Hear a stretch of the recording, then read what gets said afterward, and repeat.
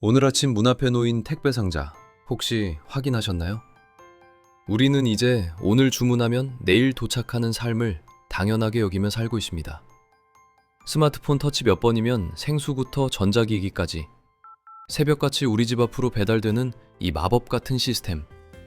대한민국 유통의 판도를 바꿨다고 평가받는 기업, 바로 쿠팡 이야기입니다. 하지만 그 편리함의 대가가 우리의 가장 소중한 권리인 개인정보와 노동 인권이었다면 여러분은 어떻게 하시겠습니까? 오늘 정보합동조사단이 발표한 충격적인 조사 결과는 우리 사회에 거대한 질문을 던졌습니다. 유출된 개인정보 피해자 수 무려 3,367만 명. 대한민국 경제활동 인구 전체와 맞먹는 숫자입니다. 단순히 털렸다는 말로는 부족합니다. 누군가 우리의 이름, 주소, 전화번호, 그리고 우리가 무엇을 샀는지까지 샅샅이 들여다보고 있었다는 뜻입니다. 오늘 영상에서는 2월 10일 발표된 사상 초유의 개인정보 유출 사태의 전말을 낱낱이 파헤치고 끊이지 않는 블랙리스트 논란과 공정위 소송까지 지금 쿠팡을 둘러싸고 벌어지고 있는 일련의 사건들을 통해 우리가 직면한 플랫폼 공화국의 위기를 심층 분석해보겠습니다. 먼저 오늘 터진 뉴스부터 자세히 짚어보겠습니다. 과학기술정보통신부와 개인정보보호위원회가 합동으로 발표한 조사 결과는 그야말로 보안 참사 수준이었습니다. 사건의 발단은 작년, 그러니까 2025년 4월로 거슬러 올라갑니다. 범인은 다름 아닌 쿠팡의 전직 직원이었습니다. 소프트웨어 개발자였던 A씨는 퇴사하면서 회사의 기밀 열쇠 하나를 훔쳐나옵니다. 바로 서명키라고 불리는 암호화 코드입니다. 이 키만 있으면 아이디나 비밀번호를 입력하지 않아도 마치 정상적인 관리자인 것처럼 시스템을 드나들 수 있습니다. 상상해 보십시오. 도둑이 우리 집 현관 비밀번호를 누르고 들어온 게 아닙니다. 아예 집주인만 가지고 있는 마스터키를 복사해 가서 아무 때나 제 집처럼 드나들며 안방 금고를 열어본 겁니다. 범행은 4월부터 11월까지 무려 7개월 넘게 이어졌습니다. 사람이 일일이 검색한 게 아닙니다. 자동화된 프로그램, 즉 크롤링 툴을 만들어서 데이터를 긁어 모았습니다. 그 횟수가 얼마나 될까요? 배송지 정보 조회 횟수만 1억 4,800만 회에 달합니다. 피해자 3,367만 명의 이름, 전화번호, 주소가 고스란히 넘어갔습니다. 더 충격적인 건 쿠팡의 대응입니다. 범인이 퇴사한 직원이었음에도 불구하고 쿠팡의 보안 시스템은 그가 외부에서 2,300여 개의 다른 IP로 접속해서 정보를 빼가는 동안 전혀 눈치채지 못했습니다. 정부는 이를 두고 기본이 무너진 사고라고 질타했습니다. IT 기업을 표방하며 기술로 혁신한다던 쿠팡의 보안 시스템이 사실은 모래성 위에 지어져 있었다는 사실이 만천하에 드러난 셈입니다. 그런데 여러분, 이번 사건이 단순히 한 퇴사자의 일탈일까요? 전문가들은 이번 사건을 예고된 인재라고 말합니다. 기업이 급격하게 성장하는 과정에서 속도와 효율만을 강조하느라 안전과 보안이라는 기본 원칙을 뒷전으로 미뤄왔다는 지적입니다. 사실 이번 발표 전부터 지문은 있었습니다. 고객들 사이에서는 쿠팡에서만 쓰는 가짜 이름으로 택배를 시켰는데 그 이름으로 스팸 문자가 온다는 괴담이 돌기도 했습니다. 그 괴담이 결국 사실로 밝혀진 겁니다. 정부는 쿠팡에 대해 정보보호 관리체계 인증 취소까지 검토하고 있습니다. 이 인증이 취소된다는 건 IT 기업으로서의 신뢰도에 사형 선고를 받는 것과 다름없습니다. 하지만 과징금을 내고 시정명령을 받는다고 해서 이미 유출된 3천만 명의 정보가 다시 돌아오는 것은 아닙니다. 유출된 정보는 보이스피싱, 스미싱 등 제2, 제3의 범죄에 악용될 가능성이 매우 높습니다. 지금 이 영상을 보고 계신 여러분의 정보도 이미 어딘가에서 거래되고 있을지 모릅니다.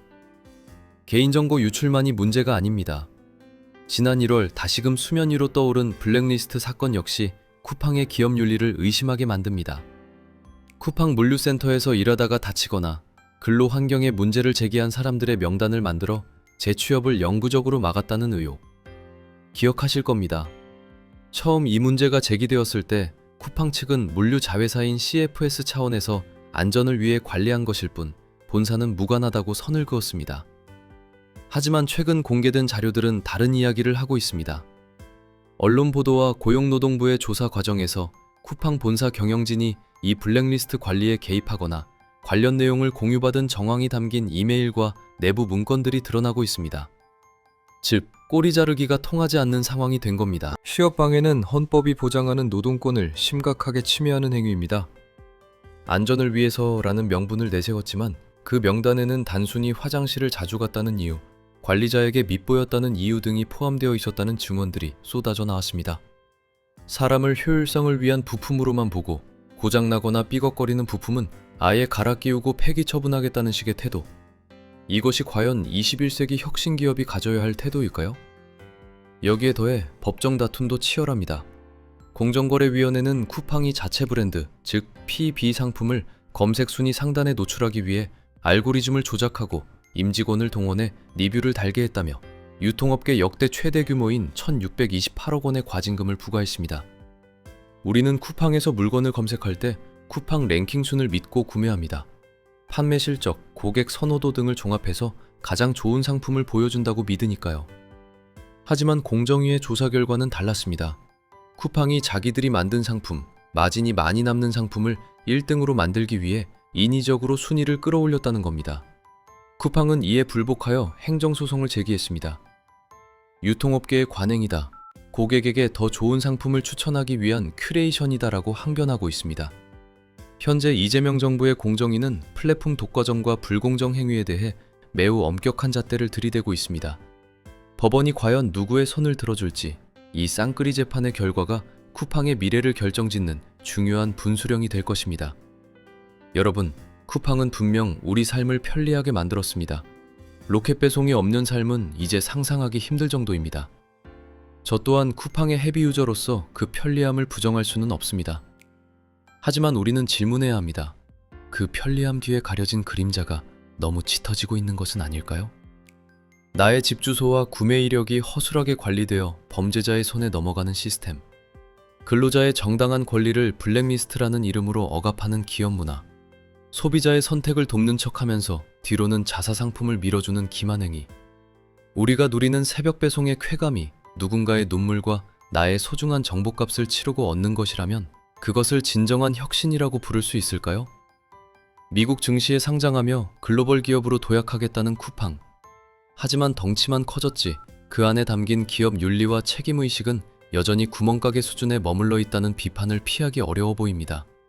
오늘 발표된 3,367만 명의 개인정보 유출은 그저 실수가 아닙니다. 비용 절감과 효율성만을 쫓으며 브레이크 없이 질주해온 쿠팡식 성장이 빚어낸 필연적인 결과일지도 모릅니다. 이제 공은 다시 우리에게 넘어왔습니다. 일단 급한 불부터 꺼야겠죠? 방송을 보시는 즉시 비밀번호를 변경하시고 당분간 출처가 불분명한 문자나 이메일은 절대 열어보지 마십시오. 내 정보는 내가 지켜야 하는 서글픈 현실입니다. 하지만 더 중요한 건 소비자의 목소리입니다. 우리는 기업에게 편리함뿐만 아니라 책임을 요구해야 합니다. 보안에 투자하지 않는 기업, 노동자를 존중하지 않는 기업, 시장 질서를 교란하는 기업에게는 소비자가 언제든 등을 돌릴 수 있다는 것을 보여줘야 합니다. 쿠팡 사태는 지금 대한민국 플랫폼 비즈니스가 서 있는 위태로운 현주소를 보여주는 거울입니다. 이번 사태가 흐지부지 넘어간다면 제2의, 제3의 정보 유출 사태는 반드시 또 일어날 것입니다. 정부의 철저한 조사와 엄중한 처벌, 그리고 쿠팡의 뼈를 깎는 쇄신을 지켜봐야겠습니다. 오늘 이야기는 여기까지입니다. 여러분의 생각은 어떠신가요? 편리함이 우선일까요? 아니면 안전과 윤리가 우선일까요? 댓글로 여러분의 의견을 남겨주세요. 들어주셔서 감사합니다.